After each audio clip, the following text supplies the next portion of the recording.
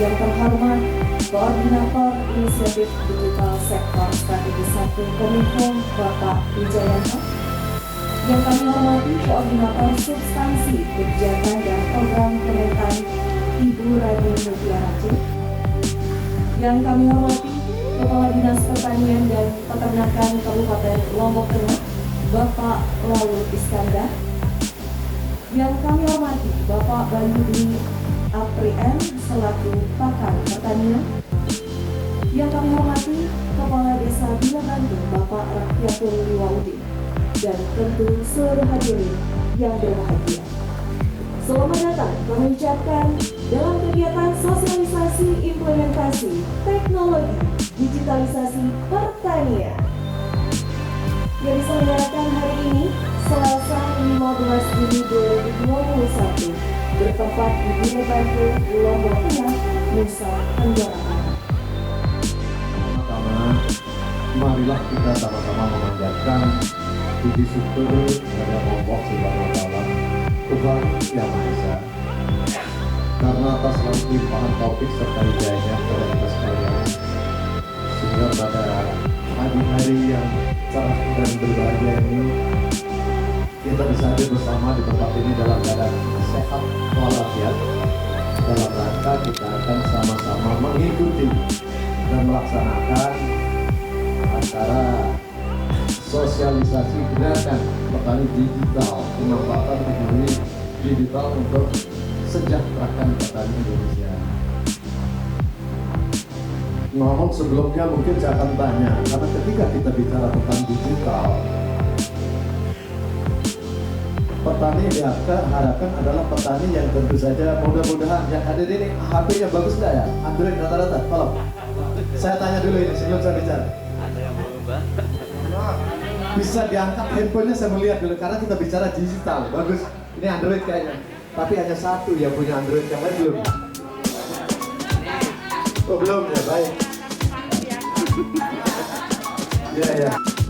Nah, tapi Pak Wijayanto dan kawan-kawan dari Kementan, kalau kita lihat usianya ya, yang hadir ini kan sebagian besar petani, bisa dikatakan petani milenial adalah petani muda yang usianya sekitar 20 sampai dengan 39 tahun. Itu termasuk petani milenial, petani muda kalau dari segi usia.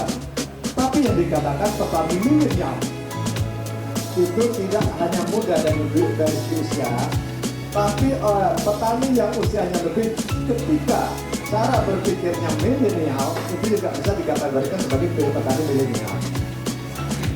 Nah, kemudian kaitannya dengan kegiatan sosialisasi kita kali ini, saya pikir ini sangat-sangat penting sekali artinya untuk kita bisa hadir bersama nanti untuk mendengarkan dan melihat proses secara keseluruhan. Karena saya berpikir bahwa sudah saatnya dan sudah waktunya sekarang sektor pertanian yang mengarah ke teknologi digital dan sebagainya.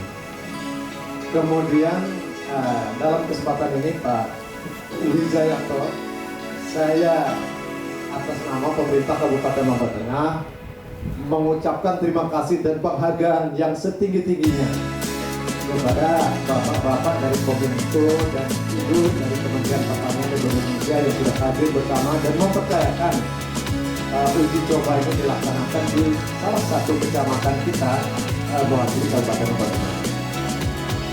Dan tadi juga sempat saya dipesankan sama Bapak Bupati Lombok Tengah, harapannya agar kegiatan kita ini artinya partisipasi pengurus-pengurus kelompok tani dan rekan-rekan penolong yang langsung terlibat mendampingi dan mengawal kegiatan ini diharapkan bisa melaksanakan dengan baik. Karena ke depan kalau memang penggunaan sensor ini bisa efektif dalam rangka menjawab persoalan pembangunan pertanian ke depan di Kabupaten Lombok Tengah ini dalam rangka bagaimana kita mewujudkan peningkatan produksi dan sebagainya, insya Allah nanti dari APBD 2 juga akan mengembangkan, insya Allah nanti dari APBD 2. Jadi tidak hanya di sini nanti, tapi akan kita tularkan, akan kita transformasikan kepada kelompok-kelompok tani yang berada di kecamatan lainnya, insya Allah itu nanti. Nah, kemudian yang selanjutnya terkait dengan sektor pertanian, masalah digitalisasi ini penting. Karena mengapa itu penting? Karena kalau tidak salah, jumlah petani kita di Indonesia sekarang ini jumlahnya 33,4 juta jiwa. Nah, dari 33,4 juta jiwa ini, yang masih dikategorikan petani muda itu hanya 2,7 juta. Atau kalau dihitung presentasinya hanya 8%, jadi kecil sekali. Yang ini harapan Kementerian Pertanian, angka ini dari tahun ke tahun diharapkan itu bisa kita tingkatkan. Tidak 8% tapi tumbuh trennya ini, meningkat terus sepanjang tahun. Nah, kemudian kaitannya dengan regenerasi petani. Sekarang kalau kita lihat faktanya, kita sudah mengalami krisis petani. Apa yang saya maksudkan dengan krisis petani? Yang saya maksudkan dalam hal ini adalah jarang orang mau bercita-cita dan berkeinginan menjadi petani itu pasti.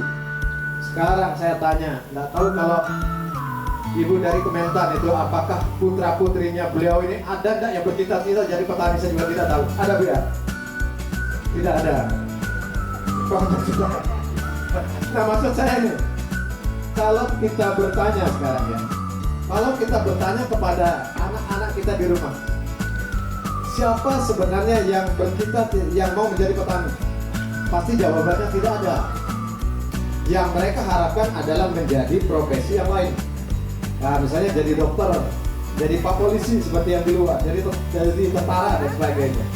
Jarang generasi penerus kita yang bercita-cita dan berkeinginan menjadi petani. Mengapa demikian?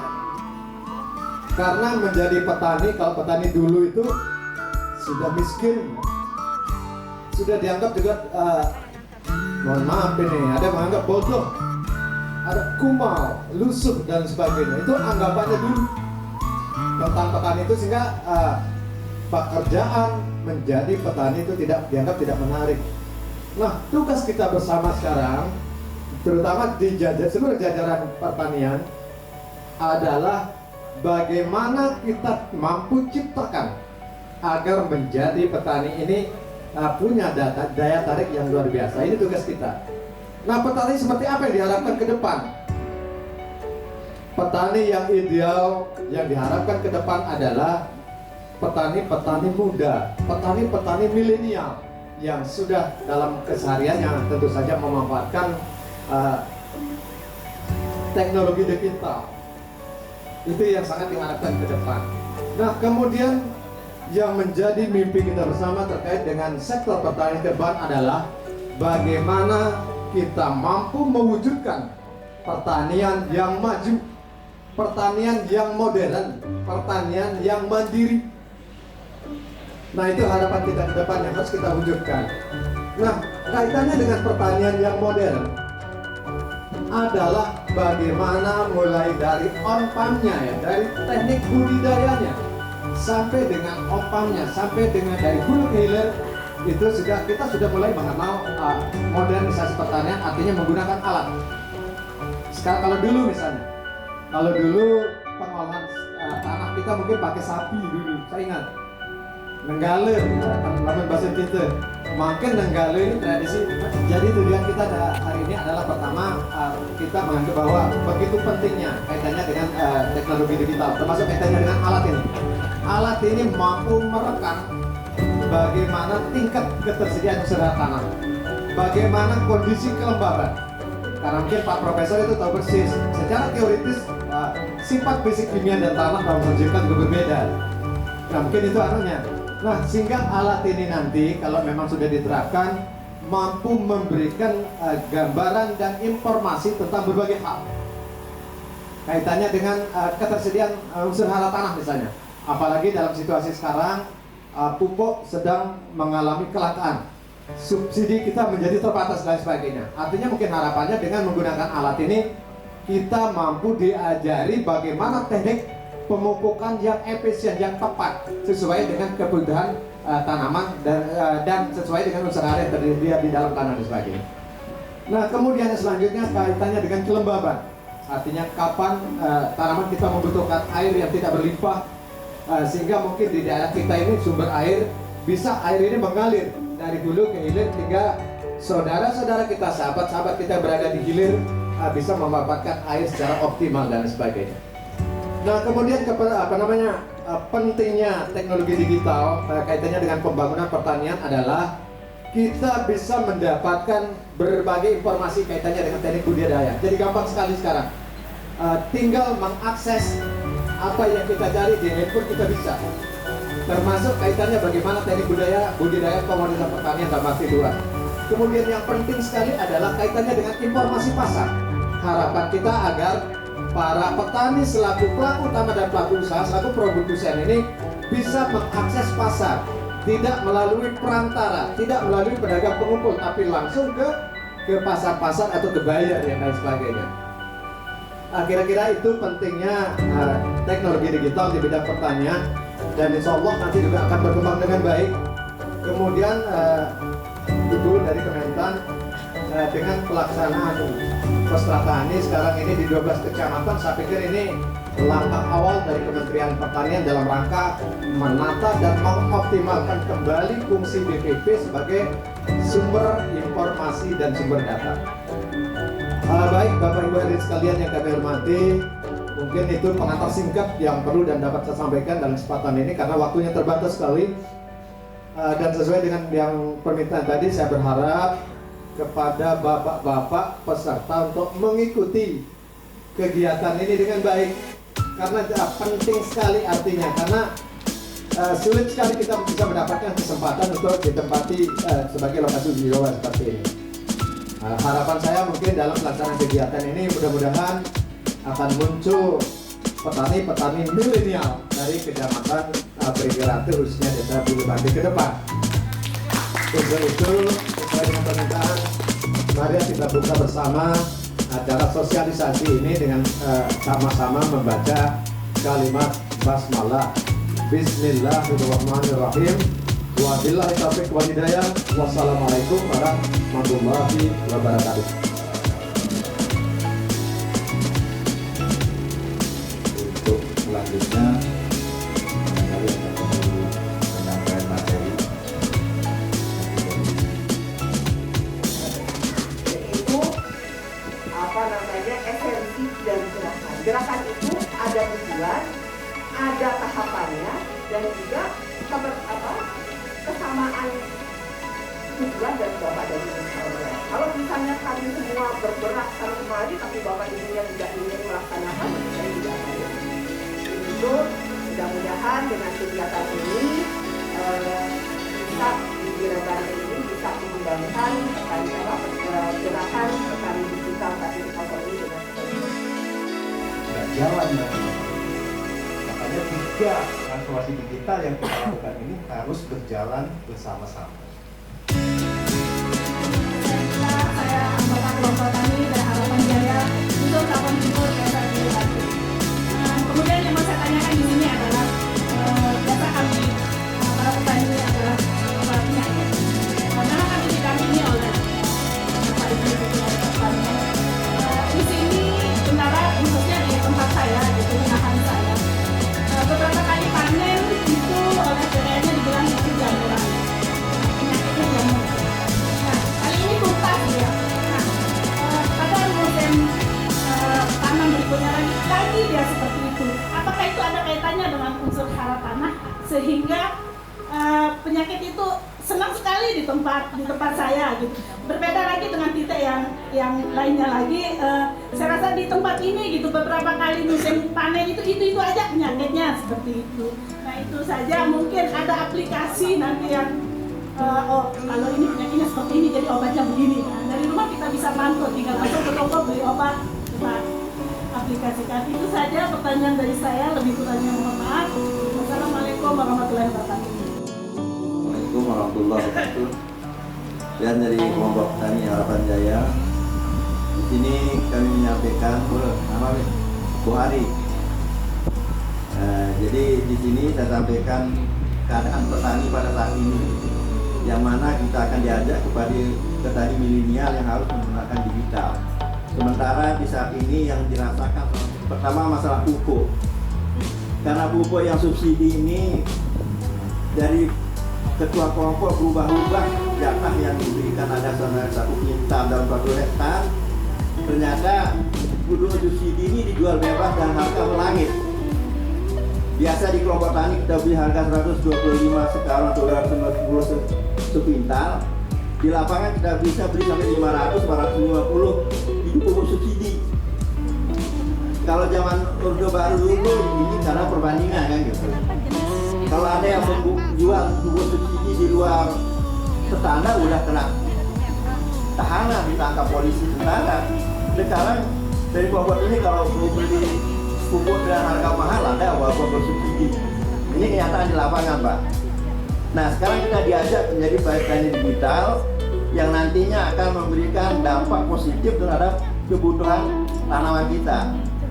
Dan mudah-mudahan ini bisa diaplikasikan dalam kehidupan kami dari petani sehingga seperti yang diharapkan dari Dinas Pertanian maupun Menkumpe bisa menekan biaya.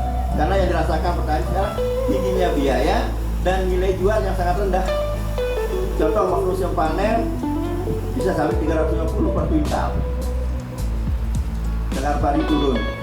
Ketika mau tanam lagi sudah tidak punya modal, biaya sebelumnya itu. Sehingga petani terus dalam kesulitan di dalam berbuat, mengembangkan diri di dalam memenuhi kebutuhan hidupnya, baik untuk pendidikan anak-anak dan lain sebagainya.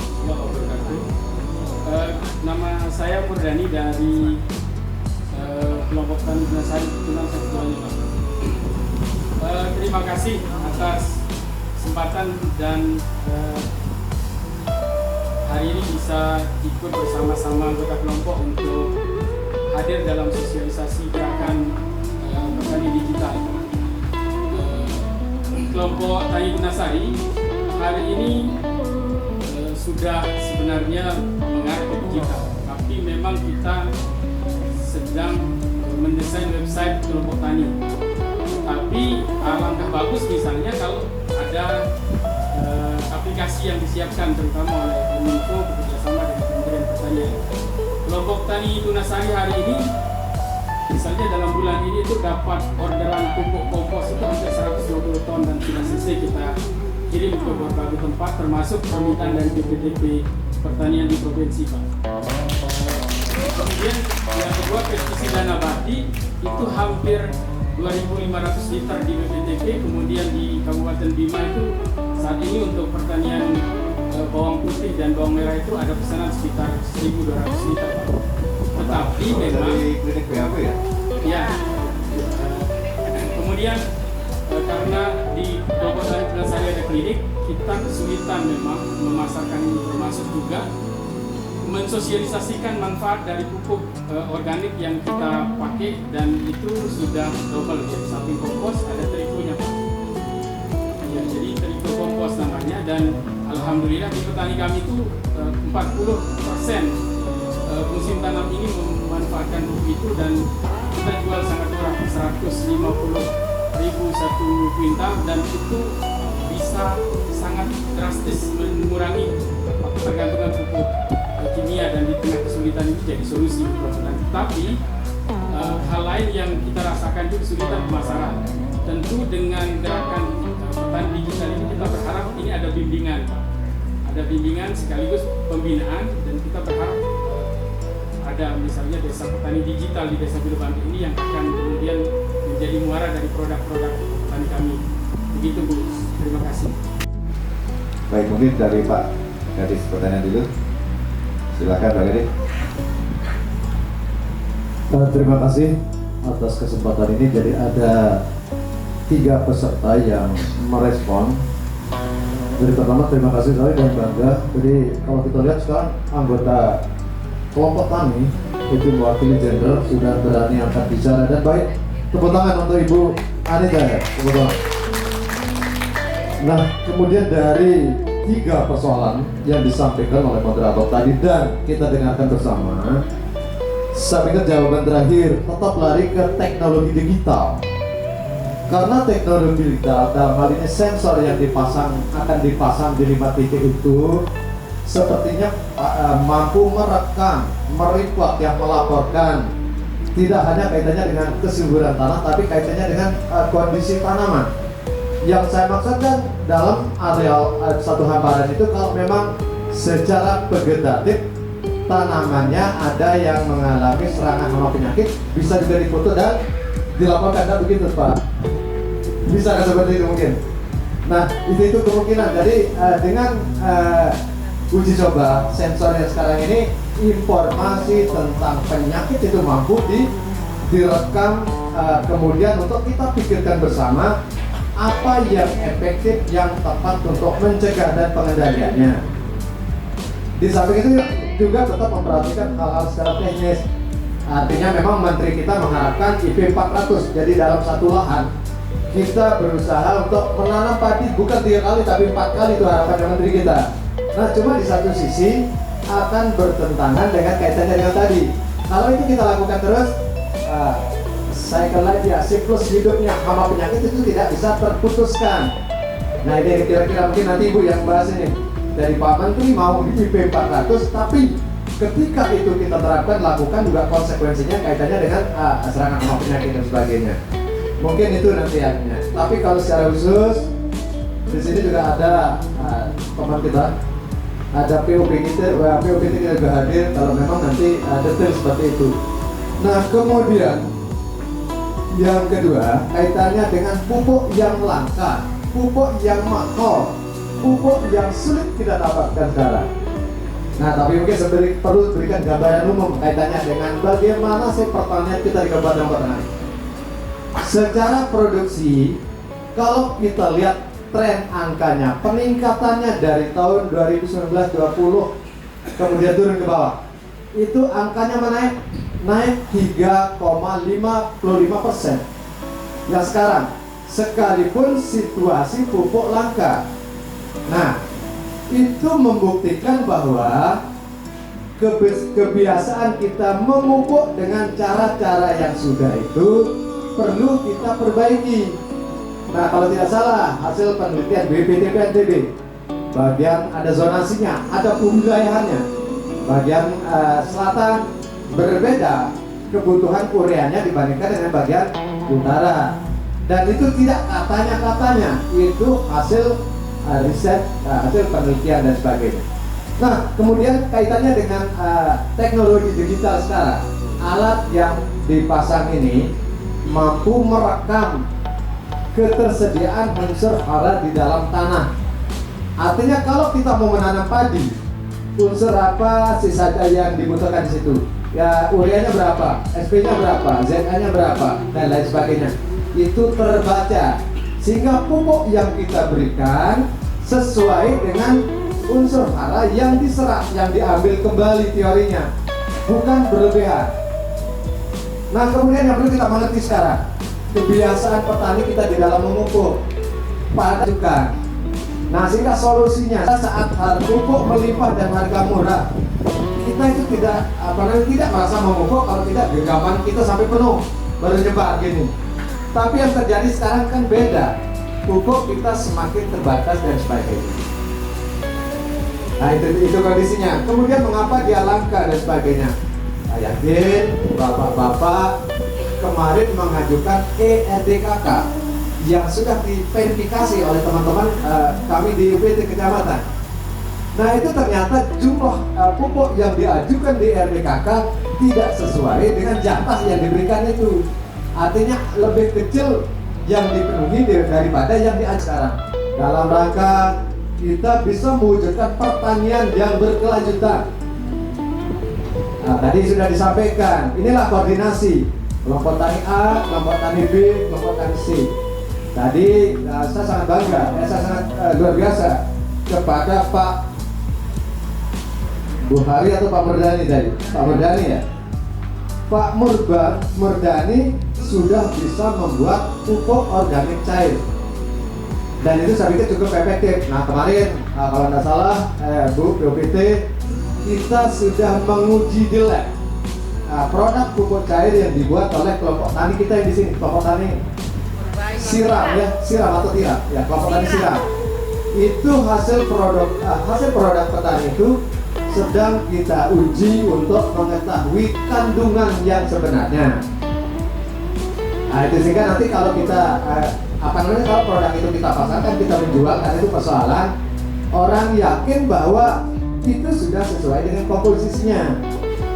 Nah, kemudian yang selanjutnya kaitannya dengan kita di Kecamatan Pringgeran Rate ini sudah punya klinik, Bu. Kita sudah punya klinik PHT dan ada 2 di Kabupaten Lombok Tengah. Satu di Pringgeran Rate dan satu lagi di Kecamatan Bujur. Nah, klinik PHT ini juga sangat-sangat kita harapkan untuk bisa menjawab persoalan secara keseluruhan kaitannya dengan pertanyaan Bu Anita. Nah, kemudian kaitannya dengan teknologi digital. Kalau Pak Murdani punya HP Android, bisa disampaikan nanti di grup atau ke Dinas Pertanian. Bapak tahu nomor HP saya? Tidak tahu ya. Apalagi nanti kalau memang Bapak tahu nomor HP saya, Bapak cerita ke saya melalui koordinatornya, melalui penyuluhnya, bahwa Bapak punya produk-produk yang memang efektif untuk digunakan untuk kami coba menginformasikan kepada kelompok-kelompok tani atau gabungan kelompok tani lainnya. Artinya ketiga pertanyaan tadi sesungguhnya sudah terjawab ketika kita menggunakan teknologi digital ini. Kaitannya dengan informasi, kaitannya dengan pasar, di mana dan sebagainya. Apakah itu kaitannya dengan pupuk yang akan dijual, apakah itu VOC dan sebagainya, maupun produk-produk yang dihasilkan oleh petani. Jadi sebenarnya ketiga pertanyaan tadi sudah bisa terjawab oleh pelaksana penerapan teknologi digital kaitannya dengan pertanian ini. Saya pikir itu mungkin. Terima kasih. Untuk pelaku dari kegiatan ini, sehingga nantinya dua-duanya ini juga maju, dua-duanya memiliki visi dan persepsi yang sama tentang digitalisasi. Jadi nanti itu yang pertama. Kemudian yang kedua, terkait dengan permasalahan yang dihadapi oleh Bapak Ibu sekalian, terutama hal yang sifatnya teknis, terutama dari Ibu Nita. Siapa yang pernah ikut SLPHT? Nah, banyak ya? Saya yakin banyak yang sudah mengikuti SLPHT. Di SLPHT itu ada 3 prinsip dasar. Pertama, amati. Kedua, catat. Kemudian ketiga, baru aksi. Nah, ini tiga. Nah, kalau dulu SLPHT kita sekolah lapangan pengendalian hama penyakit ini dicatatnya di buku, Pak. Ada bukunya, kemudian di buku yang terkena hama itu nanti akan keluar rekomendasinya. Ini kena penyakit apa, kemudian langkah yang harus dilakukan seperti apa. Itu sudah ada. Nanti seperti apa Pak Bayu bisa jelasin nanti. Tapi itu memang tadi berdasarkan data, Pak. Jadi ada banyak tanaman yang sama, yang punya penyakit dan sebagainya itu dimasukkan ke dalam big data. Jadi nanti begitu kita foto itu akan kelihatan, oh ini sesuai dengan penyakit yang ini. Jadi rekomendasinya akan langsung keluar. Ada juga chatting ke pakar-pakar pertanian. Jadi kita bisa bertanya, ini kenapa ya penyakitnya? Nah itulah fungsi dari teknologi. Jadi kita nggak bisa bertanya sampai lintas, bahkan lintas negara atau pakar-pakar pertanian yang lain. Itu bisa dengan adanya digital. Kemudian tambahan lagi yang kedua tadi pupuk organik dari Pak Murdani mungkin bisa jadi rekomendasi di alat sensornya. Jadi kalau ada unsur hara yang kekurangan pupuk A gitu ya, nah ini mungkin bisa disubsidi atau disubstitusi dari pupuknya Pak Murdani. Ini bisa juga dilakukan. Nanti tinggal rekomendasinya teknologi yang akan kita terapkan di sana. Saya kira itu Pak. Terima kasih. Terima kasih Pak. Bapak sekalian, waktu kita habis. Jadi tidak ada sesi kedua untuk pertanyaan. Baik, sebelum itu yang tidak menyimpulkan, jadi Bapak bisa mendengarkan semua penjelasan yang bebas, mudah-mudahan ada manfaat untuk kita. Nah untuk nantinya, kami hanya ingin berpesan pada Bapak Ibu, nanti dalam rangka pengembangan kita di kelompok-kelompok dulu, mungkin akan dimintai banyak informasi. Nah, untuk informasi ini mohon penulis kami berikan informasi yang benar dan cukup. Jadi ngarang-ngarang gitu. Karena ini sebagai sumber data itu memang informasi dari Bapak Ibu sekalian. Kalau datanya bagus, hasilnya bagus, bermanfaat. Tapi kalau ngasih data bisa ditanya A, jawabannya B, indikasinya kan lain. Namun Bapak Ibu perhatikan itu, gitu. Nanti akan ada tim yang akan mewawancari Bapak Ibu sekalian. Kemudian setelah aplikasi ini jadi, sebenarnya sudah jadi, cuman kami sendiri penasaran seperti apa aplikasi. Pengen kami melihat lah, kayak apa yang disampaikan tadi itu begitu hebatnya kalau kita dengarkan. Kalau sudah jadi itu, mohon nanti ikutilah saran dan rekomendasi dari aplikasi ini, sehingga kita bisa memanfaatkan semaksimal mungkin, sehingga bermanfaat untuk jaga demikian. Oke, semangat, tetap berbudaya padi untuk menuju pertanian yang maju pada Pak Hadis, Ibu Tani, Pak Wijayanto, kita banyak terima kasih. Kemudian acara pada kita ini, terima kasih. Assalamualaikum warahmatullahi wabarakatuh. Waalaikumsalam warahmatullahi wabarakatuh. Boleh kita berikan tepuk tangan yang meriah sekali lagi untuk seluruh narasumber kita pada hari ini. Selanjutnya adalah penyerahan sertifikat kepada narasumber yang akan dilanjutkan dengan sesi foto bersama.